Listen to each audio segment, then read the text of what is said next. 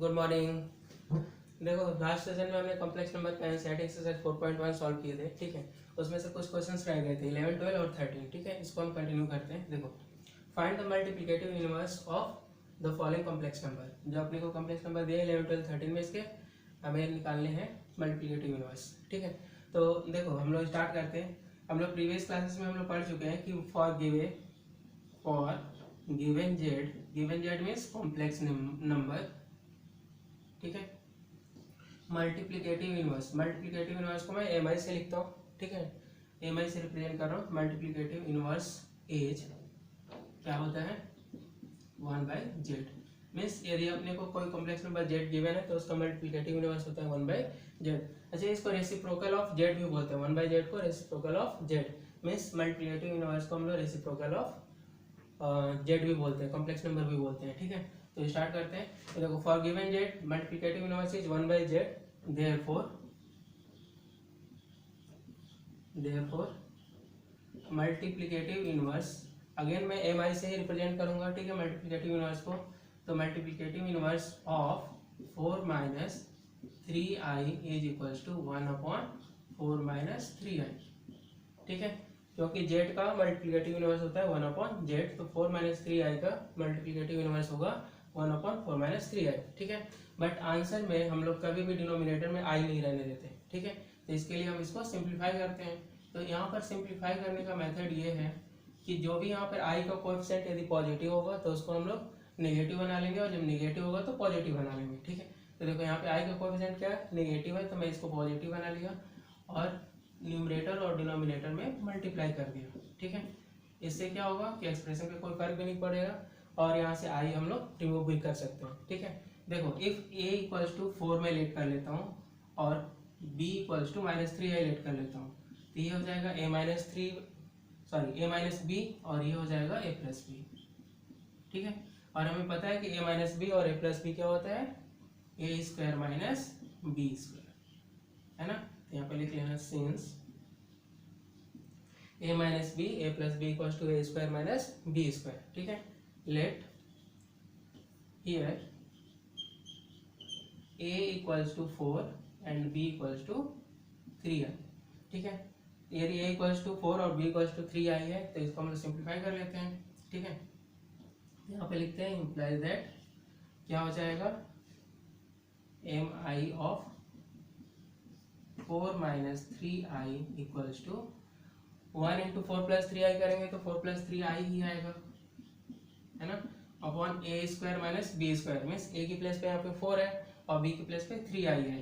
तो यहाँ पर लिख सकते हैं हम लोग 4² - 3i का होल स्क्वायर, ठीक है। ये हो जाएगा 4 + 3i अपॉन 4 का स्क्वायर 16 माइनस 3 का स्क्वायर 9 और i का स्क्वायर i², ठीक है। एंड हमें पता है since i² equals to -1, i² की वैल्यू कितनी होती है, -1 होती है, ठीक है। तो implies that this equals to 4 + 3i upon 16 - 9 times -1, ठीक है। तो -9 × -1 करेंगे तो +1, सॉरी -9 × -1 करेंगे तो +9 हो जाएगा, ठीक है। तो 16 और +9 कितना होगा 25। तो इसको हम लोग लिख सकते हैं 4 + 3i अपॉन 25, ठीक है। इसको यदि हम लोग a + ib के फॉर्म में लिखना चाहिए, मीन्स कॉम्प्लेक्स नंबर का स्टैंडर्ड फॉर्म क्या होता है अपना a + ib। तो a + ib के फॉर्म में लिखना चाहें तो इसको हम लोग लिखेंगे 4/25 + 3/25i, ठीक है। तो ये है 4 - 3i का मल्टीप्लिकेटिव इनवर्स, ठीक है। सिमिलरली अब सेकंड को भी कर लेते हैं, मीन्स क्वेश्चन नंबर 12 को, ठीक है। देखो, इसके लिए भी स्टेटमेंट यहाँ पे लिख लेना, for given z mi is 1/z, mi means multiplicative inverse of z, ठीक है। क्या होगा 1/z,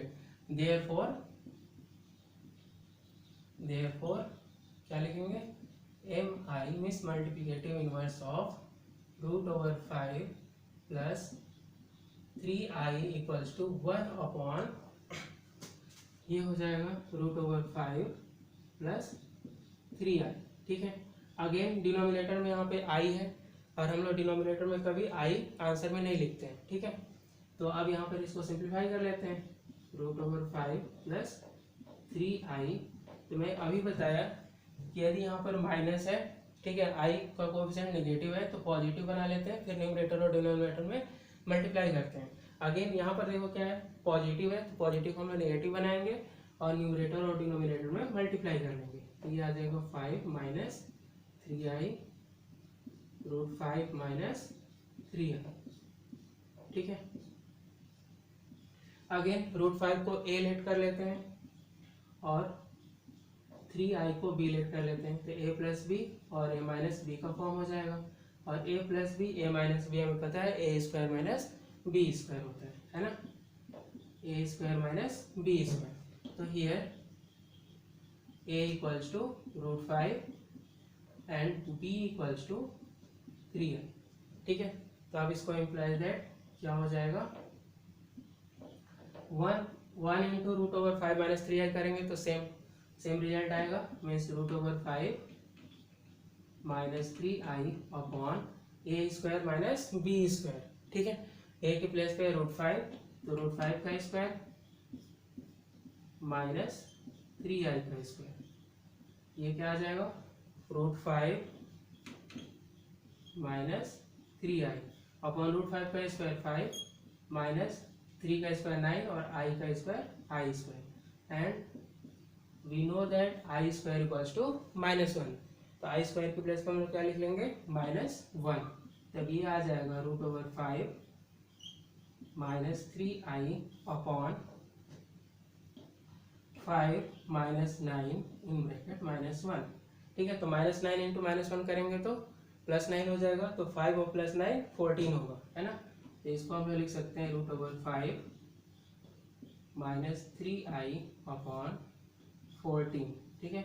और इसको यदि हम लोग स्टैंडर्ड फॉर्म में a प्लस ib के फॉर्म में लिखना चाहेंगे तो ये आ जाएगा √5 अपॉन 14 माइनस 3 अपॉन 14i, ठीक है। तो ये हुआ अपना √5 प्लस 3i का इनवर्स, ठीक है। नेक्स्ट क्वेश्चन नंबर 13 देखो, सेम स्टेटमेंट इसके लिए भी, for given z mi is 1/z, miss multiplicative inverse is 1/z होगा। तो ये स्टेटमेंट यहाँ लिख लेना, ठीक है। अब नेक्स्ट स्टेटमेंट क्या होगा, देयरफॉर mi ऑफ यानी मल्टीप्लिकेटिव इनवर्स ऑफ -i, ठीक है। मल्टीप्लिकेटिव इनवर्स को हम लोग बोलते हैं, और क्या बोलते हैं, रेसिप्रोकल ऑफ z, ठीक है। तो ये हो गया 1/-i। अब देखो अगेन ये डिनोमिनेटर में क्या आ गया, i आ गया, तो यहाँ से हमें i हटाना है। इसके लिए हम लोग क्या करते हैं कि i का यदि नेगेटिव है तो पॉजिटिव से मल्टीप्लाई कर लो, और पॉजिटिव है तो नेगेटिव से मल्टीप्लाई कर लो। बट यहाँ पे ऐसा कुछ नहीं है कि ना भी करो तभी भी कोई प्रॉब्लम नहीं होगी, ठीक है। देखो जैसे 1 के प्लेस पे हमें पता है कि 1 की वैल्यू होती है i⁴ और अपन i, है ना। तो यहाँ पर लिख सकते हो सिंस 1 इक्वल्स टू i⁴, तो i⁴ अपॉन -i, इसको सिंप्लीफाई करेंगे तो आ जाएगा i³ अपॉन -1, ठीक है। पावर 4 है, नीचे पावर 1 है, सेपरेट करेंगे तो i⁴ आ जाएगा, और i⁴ हमें पता है कितना होता है, -i, ठीक है। तो -i upon -1 equals to i आ जाएगा, ठीक है। तो मल्टीप्लिकेटिव इनवर्स ऑफ -i क्या आ गया, i आ गया, ठीक है। अब देखो यदि हम लोग इस मेथड से करते जैसे हम लोग पहले कर रहे थे कि i के कोएफिशिएंट को यदि नेगेटिव है तो पॉजिटिव वाले से मल्टीप्लाई करते थे, और पॉजिटिव है तो नेगेटिव वाले से करते थे, ठीक है। तो सेकेंड मेथड देख लो, सेकेंड मेथड होगा mi of -i equals to 1/-i, ठीक है। तो यहाँ पे नेगेटिव i है तो पॉजिटिव i से मल्टीप्लाई कर लेते हैं न्यूमरेटर और डिनोमिनेटर में। तो देखो ऊपर 1 से i में मल्टीप्लाई करो तो i आएगा और नीचे -i² आएगा, और हमें पता है कि i² इक्वल्स टू -1 होता है। तो यहाँ पर i² इक्वल्स टू हम -1 पुट कर लेंगे तो ये आ जाएगा i अपॉन माइनस टाइम्स -1, और माइनस टाइम्स -1 होता है +1, तो i अपॉन 1 हो जाएगा, और i अपॉन 1 भी i होता है, ठीक है। तो तुम फर्स्ट मेथड से करो या सेकेंड मेथड से करो, दोनों से आंसर सेम आते हैं, ठीक है। इसे नोट कर लो, फिर हम लोग मिसलेनियस के कुछ क्वेश्चंस करेंगे, ठीक है। देखो कॉम्प्लेक्स नंबर का मिसलेनियस एक्सरसाइज के 2 क्वेश्चंस कर लेते हैं, फर्स्ट और सेकंड, ठीक है। देखो फर्स्ट में दिया i⁴ 18 + 1/i⁴ 25 होल की पावर 3 दिया है, ठीक है। मीन्स यहाँ पे आई का पावर जो है थोड़ा बड़ा नंबर है, यहाँ पे भी आई का पावर बड़ा नंबर है। तो इसके लिए हम लोग क्या करते थे कि पहले 4 से डिवाइड करके हम लोग मल्टीपल और रिमाइंडर में कन्वर्ट कर लेते थे, ठीक है। इसके बाद हम लोग इसको सॉल्व करते थे या रिमाइंडर थ्योरम से कर लेते थे, ठीक है। तो चलो एक एक करके पहले इसको सॉल्व कर लेते हैं। आई की पावर 18 को पहले सॉल्व करते हैं, ठीक है। इसके बाद 1 अपॉन आई की पावर 25 को सॉल्व करेंगे। तो 1 आई की पावर 18 है, तो 18 को सबसे पहले हम लोग क्या करते हैं 4 से डिवाइड करते हैं। तो 4 4 जा 16 और रिमाइंडर आ गया 2, ठीक है। तो देखो डायरेक्ट हम रिमाइंडर्स के इक्वेट भी कर सकते हैं ना कि आई की power 18 equal to i square होगा, ठीक है। जैसे रिमाइंडर 2 आया तो हम डायरेक्ट बोल सकते हैं कि आई स्क्वायर होगा इसका आंसर, ठीक है।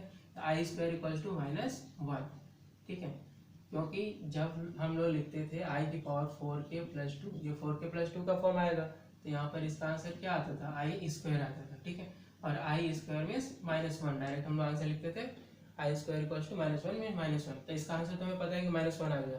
बट यदि लॉन्ग मेथड से करना है तो इसको ऐसे लिख लो कि आई की पावर, ये मेथड अलग है ना, ये फर्स्ट मेथड ये सेकेंड मेथड, कि आई की पावर 4 × 4+2 लिख सकते हैं 18 को, 4 × 4+2, ठीक है। तो इसको हम लोग लिख सकते हैं आई की पावर 4, ठीक है, इंटू पावर जब एडेड होता है तो हम लोग सॉरी सेपरेट करके भी लिख सकते हैं, तो आई स्क्वायर हो गया।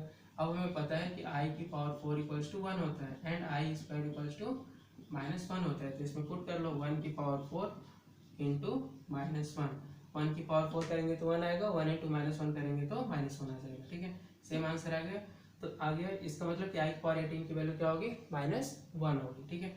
नेक्स्ट 1 अपॉन आई की पावर 25 को सॉल्व कर लेते हैं, ठीक है। देखो जब i अपॉन 1 अपॉन आई की पावर 25 है, तो इसको हम लोग लिख सकते हैं 1 की पावर 25 अपॉन आई की पावर 25, है ना। तो सबसे पहले हम लोग आई की पावर 25 को सॉल्व कर लेते हैं, ठीक है। तो 25 को जब हम 4 से डिवाइड करेंगे तो 4 × 6 = 24 होगा।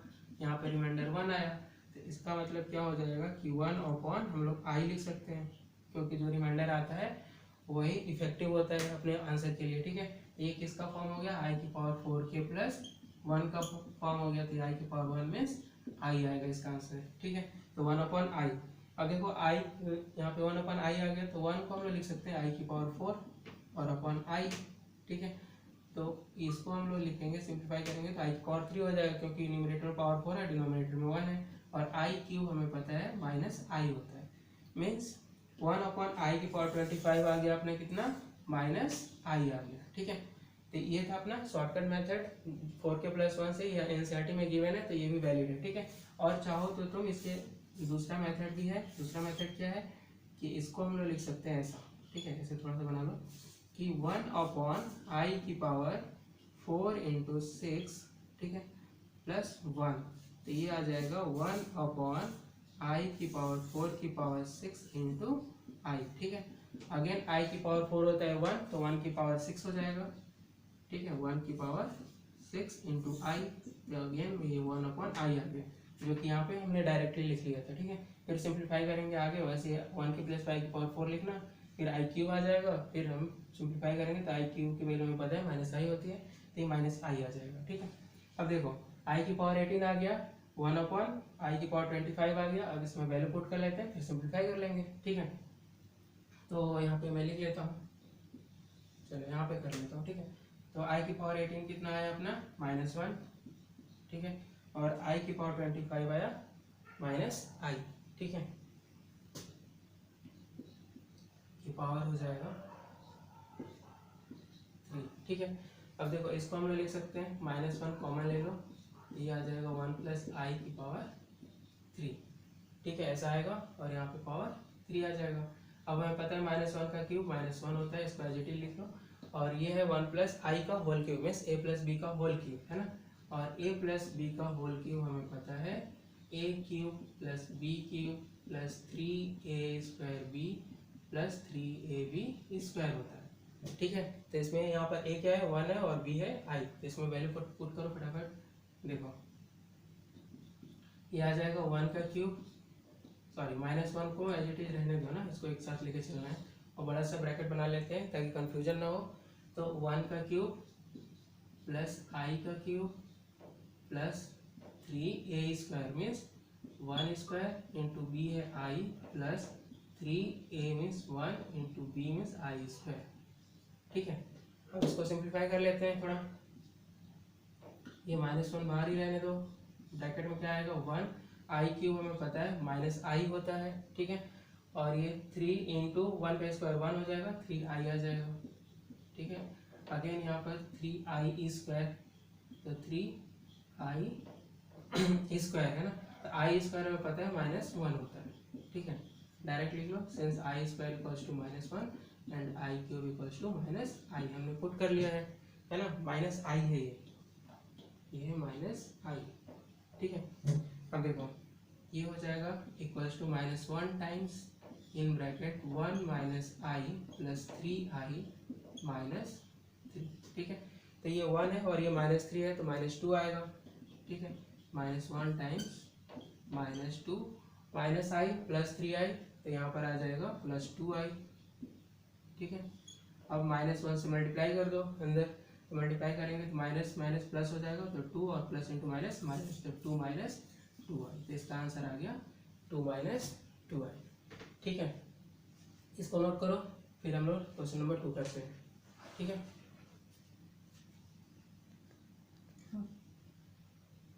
ओके, हम लोग क्वेश्चन नंबर 2 करते हैं। देखो, for any two complex numbers Z1 and Z2 prove that this. ठीक है, अब यहाँ पे लिखा है real part of Z1 Z2, इसका मतलब कि हमें Z1 Z2 कैलकुलेट करना पड़ेगा, मीन्स Z1 को Z2 से मल्टीप्लाई करना पड़ेगा, equals to real part of Z1 into real part of Z2 minus imaginary part of Z1 into imaginary part of Z2। ठीक है, तो सबसे पहले हम लोग 2 कॉम्प्लेक्स नंबर लेट कर लेते हैं। Let 2 complex numbers, 2 complex numbers, ठीक है, Z1, सबसे पहले Z1 को लेते हैं, तो Z1 को लेट कर लेते हैं a प्लस आई बी। ये पता होना चाहिए हमें, कंसिडरिंग है पहले से कि a और b क्या होगा, रियल नंबर्स होंगे। ठीक है, तो यदि Z1 equals to a plus i b में लेट करता हूँ, इसका मतलब ये है कि real part of Z1 equals to a होगा, है ना, and imaginary part of Z2 equals to, sorry Z2 तब लेट करेंगे, Z2 इक्वल्स टू b होगा। ठीक है, again Z2 equals to c plus i d let कर लिया। ठीक है, तो इसका मीनिंग क्या होगा कि real part of Z2 equals to c and imaginary part of Z2 equals to d, imaginary part of Z2 equals to d। ठीक है, मैं पेन चेंज कर लेता हूँ। ठीक है, अब देखो हमें क्या निकालना है, Z1 Z2 का मल्टीप्लीकेशन, मीन Z1 और Z2 को मल्टीप्लाई तो करना ही पड़ेगा। तो now Z1 Z2 equals to होगा a plus i b in bracket c plus i d. ठीक है, मल्टीप्लाई करते हैं, तो a से मल्टीप्लाई करेंगे पहले इस ब्रैकेट को, फिर आई बी से मल्टीप्लाई करेंगे। तो सबसे पहले ऐसे कर लेते हैं, a इंटू सी, ए सी हो जाएगा। ठीक है, फिर a का आई डी में मल्टीप्लाई करेंगे तो आई ए डी आएगा। अगेन आई बी का सी में करेंगे तो आई बी सी हो जाएगा, है ना, आई बी सी। फिर आई बी को आई डी से मल्टीप्लाई करेंगे तो आई स्क्वायर बी डी आएगा, है ना, आई स्क्वायर बी डी। और हमें पता है कि आई स्क्वायर इक्वल्स टू -1 होता है, since I square equals to -1, तो हम लोग लिख सकते हैं ए सी, ठीक है, plus i a D plus i b c minus B d. ठीक है, ऐसे लिख सकते हैं क्योंकि आई स्क्वायर की वैल्यू क्या है -1। अब आई वाले टर्म्स को एक साथ लेते हैं, बाकी टर्म्स को एक साथ। ठीक है, तो यहाँ क्या आ जाएगा, ए सी प्लस आई कॉमन ले लेंगे तो ये आएगा a D plus B c. ठीक है, सॉरी थोड़ा सा प्रॉब्लम हो गई, ये नहीं होगा, A C minus B D, मैं बी डी लिखना भूल गया था, A C minus B D plus I common ले लेंगे तो A D plus B C आ जाएगा। ठीक है, A D plus B C आ जाएगा। ठीक है, अब देखो ये है Z1 Z2 को मल्टीप्लाई किया तो ये आ गया। अब ये क्या बोला, real part of Z1 Z2, तो अब यहाँ पे लिख सकते हैं therefore implies that real part of Z1 Z2, real part of Z1 Z2 क्या है, AC माइनस बी डी है, तो इक्वल्स टू लिख सकते हैं हम लोग AC माइनस बी डी। ठीक है। अब देखो ए क्या है, ए जो है रियल पार्ट ऑफ Z1 है, सी है real part of Z2, B है imaginary part of Z1 and D है इमेजिनरी पार्ट ऑफ Z2। ठीक है, तो सबकी वैल्यू यहाँ पे पुट कर दो, तो ये आ जाएगा real part of Z1 Z2, तो यहाँ पर लिख सकते हैं real part of Z1 real part of Z2 minus imaginary part of Z1, ठीक है, इमेजिनरी पार्ट ऑफ Z2। ठीक है, तुम चाहो तो यहाँ पर लिख सकते हो, इसको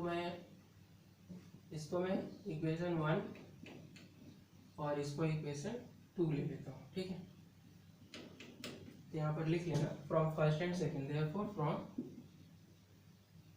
फर्स्ट एंड सेकेंड दिस। ठीक है, हेंस प्रूव्ड। इसे नोट कर लो, फिर हम नेक्स्ट करते हैं। देखो नेक्स्ट टॉपिक अपन कर लेते हैं छोटा सा, इक्वालिटी ऑफ कॉम्प्लेक्स नंबर्स। ठीक है, देखो two complex number Z1 equals to a plus IB, ठीक है, and Z2 equals to C plus ID।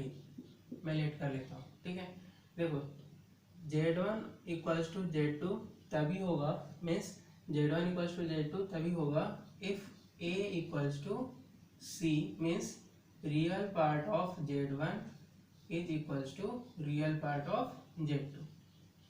ठीक है, एंड ये भी कंडीशन सेटिस्फाई होना चाहिए, B equals to D, means imaginary part of Z1, हाँ imaginary part of Z1 is equals to imaginary part of Z2, means two complex numbers तभी equal होंगे। ठीक है, जब रियल पार्ट ऑफ Z1 और real part of Z2 दोनों equal होंगे and imaginary part of Z1 और इमेजिनरी पार्ट ऑफ Z2 भी इक्वल होगा। ठीक है, दोनों कंडीशन एक साथ ही सेटिस्फाई होना चाहिए, तब ये दोनों कॉम्प्लेक्स नंबर इक्वल होंगे। ठीक है, यहाँ पर एंड कर लेना। ठीक है ना। नेक्स्ट अब देखो find the real values of x and y if this equals to this. यहाँ पर ध्यान से देखो, इधर भी कॉम्प्लेक्स नंबर है और इधर भी कॉम्प्लेक्स नंबर है। यदि ये दोनों कॉम्प्लेक्स नंबर इक्वल हैं तो इसका रियल पार्ट और इधर का रियल पार्ट है ना इक्वल होना चाहिए, इधर का इमेजिनरी पार्ट और इधर का इमेजिनरी पार्ट भी इक्वल होना चाहिए। ठीक है, तो यहाँ पर लिख लो on equating the real parts and imaginary parts,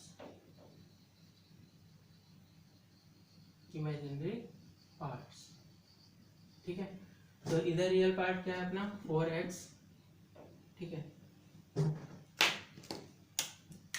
यहाँ है 4x है ना, लेफ्ट में 4x है और राइट में 3 है, तो x इक्वल्स टू क्या आ जाएगा 3/4। ठीक है, एंड इधर इमेजिनरी पार्ट है 3x माइनस वाई और राइट में है -6। अब देखो यहाँ पे x की वैल्यू हमें ऑलरेडी पता है, तो x की वैल्यू यहाँ पे पुट कर सकते हैं, तो 3 × 3/4 माइनस वाई इक्वल्स टू -6 हो जाएगा। ठीक है, अब देखो इसको राइट में ले जाओ तो ये y हो गया है ना, और ये 9/4 प्लस 6 हो जाएगा, तो y इक्वल्स टू आ जाएगा 4 6 24, 24 और प्लस 9 33, तो ये आ गया 33/4। ठीक है, तो फाइनली आंसर क्या आ गया x equals to 3/4 and y equals to 33/4।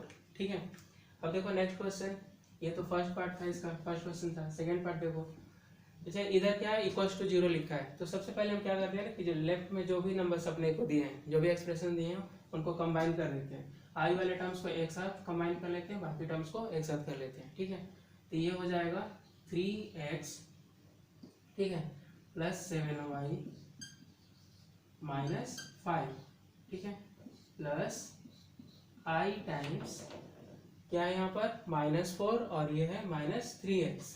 ठीक है, -4 और ये है -3x इक्वल्स टू 0।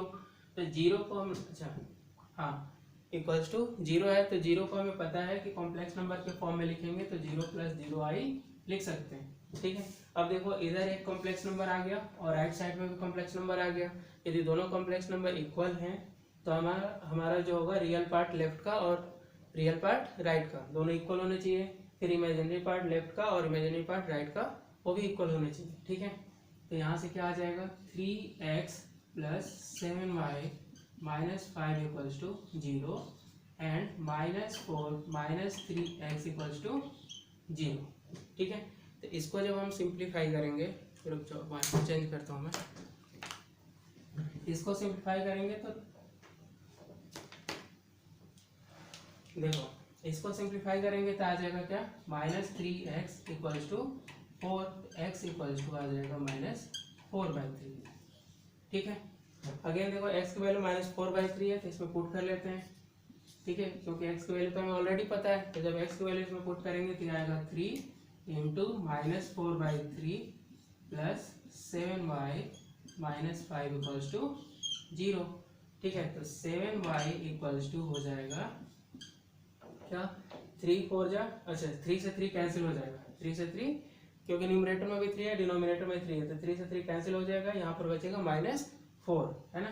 तो -4, चलो एक बार एक स्टेप और लिख देता हूँ, -4 प्लस 7y -5 इक्वल्स टू 0। तो -4 और -7 -5 वो -9 हो जाएगा, और -9 जब राइट में जाएगा तो +9 होगा, तो 7y इक्वल्स टू आ जाएगा अपना +9, तो y इक्वल्स टू 9/7 हो जाएगा। ठीक है, तो इस तरह से x की वैल्यू -4/3 आ गई और y की वैल्यू 9/7 आ गई। ठीक है, इसे नोट कर लो, फिर हम लोग नेक्स्ट सेशन में मिलते हैं। ठीक है।